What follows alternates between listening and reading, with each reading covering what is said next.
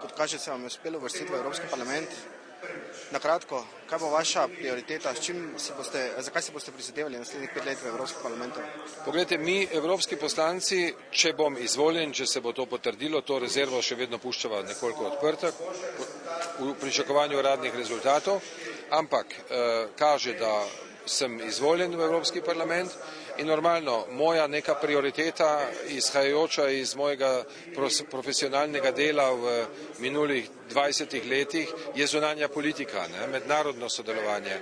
Ampak mednarodno sodelovanje ni samo sebi namen, tukaj gre za mednarodno sodelovanje v funkciji promocije gospodarskih interesov Evrope in Slovenije. Tako da mene zanima posebej področje energetske varnosti, obnovljivih virov energije, to so vse vprašanja naše skupne bodočnosti in gospodarske stabilnosti.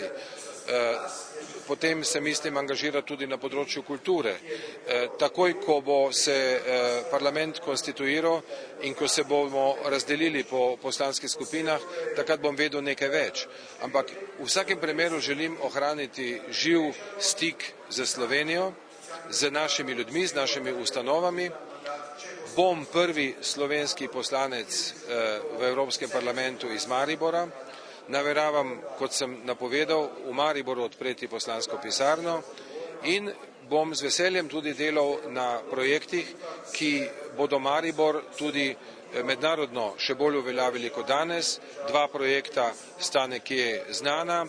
En je kulturna prestolnica Evrope, drugi je univerzijada, zimska univerzijada. Tako da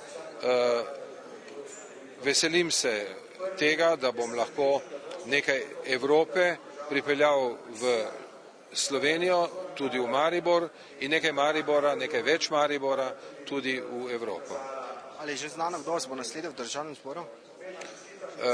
Ja, po neki logiki stvari bi kot predsednik odbora za zunanje zadeve moral postati ravno tako poslanec stranke Zares.